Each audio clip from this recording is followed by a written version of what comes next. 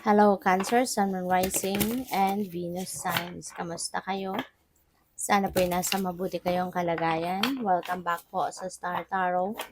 At kung bago kayo rito, welcome din po kayo. Please subscribe, like, share my videos, and leave me a comment kung nakaresonate po kayo. Thank you. So, tignan natin kung ano ang mga messages ni Cancer. We have Ace of Pentacles. Napakaganda nito, Cancer, kasi this is a new beginning energy and this is related to money, career, and finances. So, po pwedeng merong swerteng dadating sa inyo rito pagdating sa inyong kaperahan. This could be the start of a new beginning in your career, in your money. Maaring mababago na dito yung landscape ng um, finances ninyo. Po pwede rin na magkakaroon na dito ng changes, ang takbo or pasok, yung in and out, kumbaga, ng inyong kaperahan. Alright? So, this is a beautiful beginning. Kasi kung kunyari, meron kayong problema dati sa pera, maaaring yan ay mabago na sa ngayon because this is going to be the start of inflow of abundance. Nagsisimula ng pumasok ang pera sa'yo at maaaring, alam mo yun, yung tuloy-tuloy na ang pagpasok nito. So, talagang siswertehin kayo with the Page of Pentacles. Kasi si Page of Pentacles, this is also good luck. No? This is good luck. So, may swerte talaga na babalot sa inyo pagdating sa pera. No? May mga balita. No? These are good news coming in na po pwedeng merong mga offers dito para magkaroon kayo ng pera. This could be offers sa inyo para kayo ay magkaroon na kayo ng kaperahan, magkaroon na kayo ng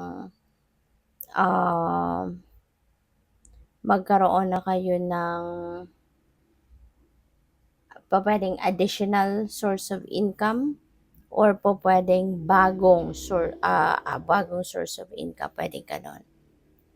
At pwede rin na mas magiging maayos na ngayon ang pagbabudget ninyo. Maaaring mas magiging maganda na yung takbo ng inyong kaperahan this time. So, there could be money coming in through inheritance. Meron ako napipick up dito na inheritance kasi baka magbibenta kayo kung ano yung i-inherit ninyo. Kunyari, bahay or lupain, diba? Baka ibebenta ninyo kaya magiging malaki ang proceeds nito. Kasi diba, mana mo yun eh. Wala kang kapital doon. Kaya parang the entire sale, yung proceeds ng sale mo talagang mapupunta sa'yo. So, we have so many questions. Ang dami mong iniisip. Where do I stand? So, pwedeng iba't iba, yung mga impormasyon na pumapasok sa iyo.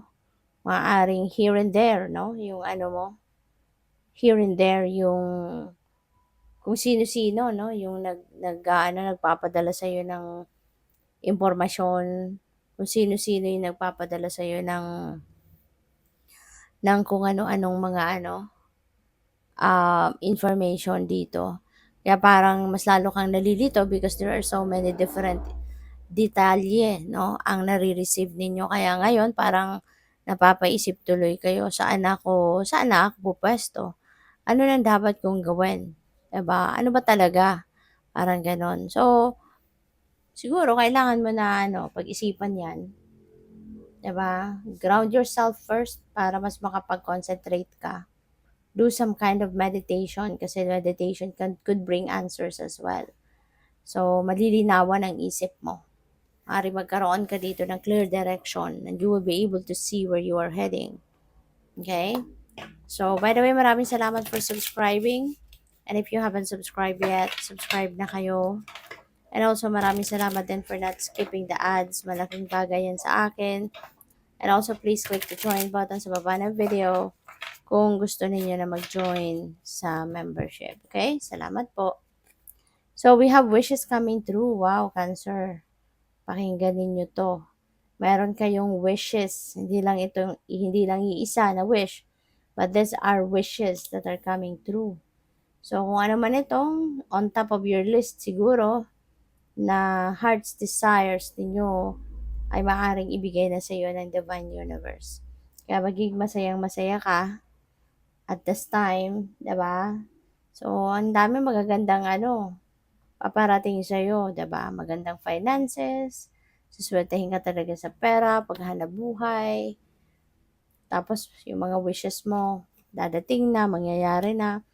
And look at this, magic and manifestation. Kaya mayroon kang wishes coming true kasi you are on a highest energetic frequency sa ngayon at nasa inyong mga kamay ngayon ang kapangyarihan to manifest, no? Those things that you want to manifest in your life. Yung mga matagal mo na siguro tong mga pinapangarap, 'di ba? Kung ano yung pinaka-priority ninyo na pinapangarap ninyong mangyari ay eto na, mangyayari na, dadating na, no? So, magic and manifestation. Ayan, mangyayari na. So, we have clarity, change of perspective.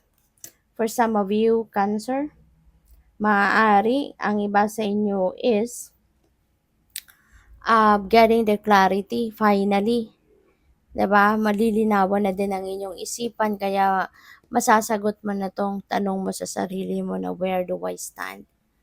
Kasi magkakaroon ka na ng clarity of thought. At maaari no na ang gagawin mo, isa sa mga gagawin mo is to change your perspective.